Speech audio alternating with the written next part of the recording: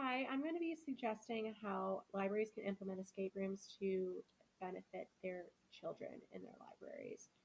So, my name is Alexander Krejci, and I'm here because I'm applying for the Youth Services Manager position at the Three Rivers Public Library District.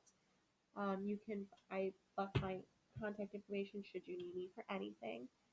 So, why an escape room? This is going to be a question that I'm pretty sure you're going to get a lot of. Three Rivers has always thought out of the box when it's come to their programming, which is why they had programs like laser tag. And I'm pretty sure once you guys started that, you probably had people asking you, well, why laser tag? What can people get on a laser tag? How do you do that? Escape rooms are the same way, so it should be no shock that Three Rivers should try to do something just as popular. So Scott Nicholson is one of the leading researchers on how escape rooms can benefit children, and he has said that the concept of meaningful gamification is not to provide external rewards, but rather to help participants find a deeper connection to the underlying topic. So the benefits.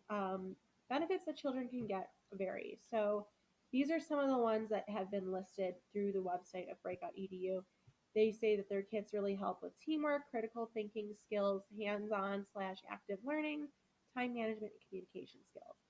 So obviously teamwork because the kids are going to work together to break out, critical thinking because they're going to need to put all the pieces together, active learning because they're up and actually doing something and not just sitting there, communication because in order to achieve their goal, they're going to need to talk to each other, and time management because they're working against the clock to get out. So, what is the big concept here? To implement a successful escape room that benefits our younger patrons and furthers our mission statement, which says to provide education and recreation through a variety of programs and services in an engaging environment to all members of the community. So, the first attempt. Youth Services first attempted to do an escape room in summer of 2018. They bought the Breakout EDU kit, which was bought through their website, which is basically meant to be used in a classroom to help get learning objectives across. And they had access to a platform with over hundreds of escape rooms to implement. The one they ultimately did was called Trapped in the Library, which worked on Dewey Decimals, the Dewey Decimal System, and how to work with that. However, Breakout EDU did only give them a virtual walkthrough and a guide book, which would tell them where to set everything up. And it was only a 30-minute escape room. So they decided to add a few puzzles to make it an hour. And they listed it as ages 8 and up. But the good thing was it was so popular, registration was full within the first day of registration with a wait list. So what happened? Basically, they were told that the escape room was too hard. So there were a lot of problems that happened. Basically, what's going to work in a classroom is not always going to work in a library. Those were some things that could be considered, especially because libraries are a lot bigger than classrooms. The additions could have not worked with everything. And the age group. It might have been more beneficial to segment the age group even more, maybe do an 8 to 12 and then a 12 and up. So, all right. The Breakout EDU kit. So the Breakout EDU kit was $125.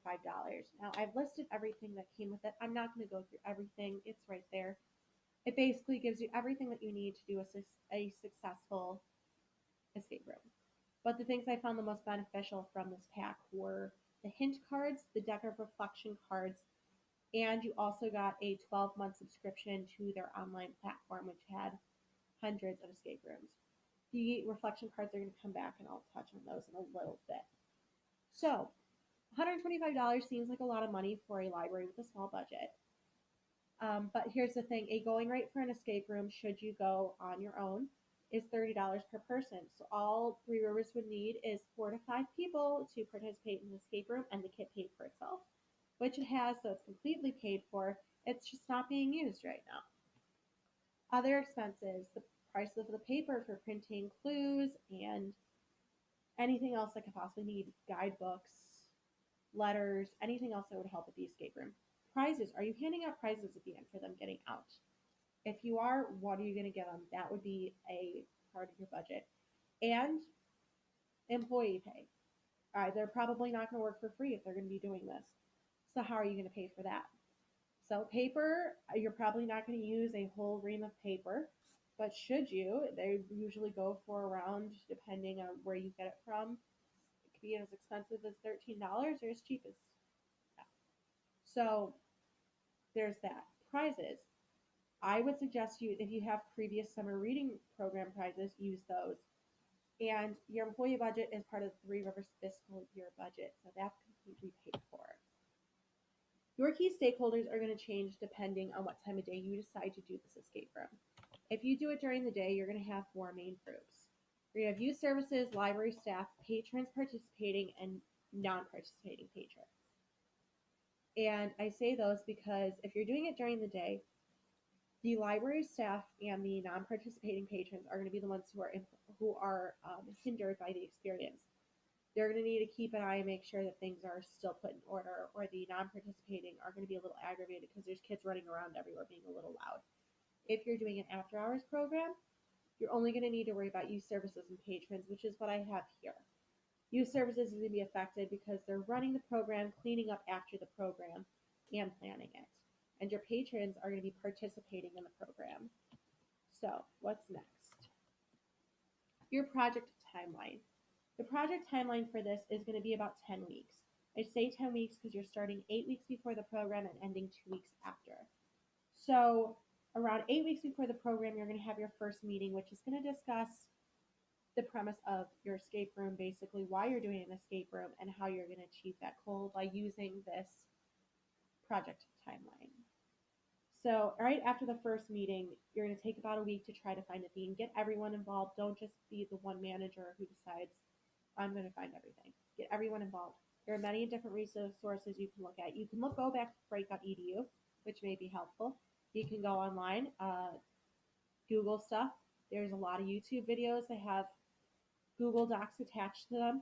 Or there's also Facebook groups where people create their own escape rooms and are more than willing to share them with everyone else. After that, everyone comes together for a second meeting where you guys are going to discuss which one you're going to go with. And when you do, what are the pros, what are the cons, and what needs to be changed in order for it to work for your age group. After you have that done, maybe start doing assignments. Someone's going to be in charge of looking at the space and making sure this is going to lay out right. Someone's going to be in charge of cutting all this stuff out. Someone's going to be in charge of printing this off. Then start the preparation of cutting out all the puzzles, everything you're going to need. 2 weeks before your program, this is beneficial. You should do a full walkthrough.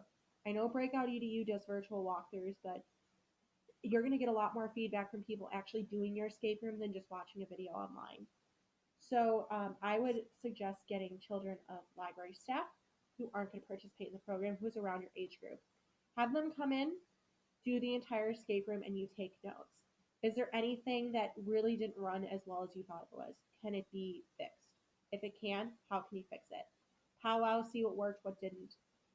And then after that, about a week later, after you've made those changes, do a second walkthrough with those adjustments and see if it runs smoother.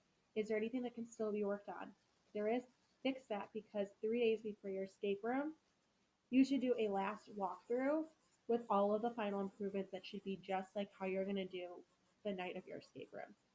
And then now your notes should be, when do we think kids are going to need a hint? Do we think they're going to run out of time? And if we do, how can we offer them time? Can we give them a random trivia question to buy more time? Then do your escape room. And then after that, data collection and analysis. I'm going to get into that right now. So your assessment. I had said earlier that Breakout EDU came with a reflection card kit. These cards are great because they cover a ton of different subjects. They do the experience as a whole with questions like, how did your group utilize everyone's individual strengths? To certain puzzles like, what puzzle challenged you the most? And other teammates. Describe another member of your team who exemplified collaboration. So you can use this a different ways. You can do a verbal communication where you're reading the cards off and someone's taking notes. You can do a written one, which I suggest putting things all in a questionnaire and having them fill out, and then analyzing those. And through that, we should be able to see what we need to work on. So success, in my opinion, is not by the attendance, but by the completion of the patron responses. So if you have any questions, please let me know. Thanks, and have a good night. Bye.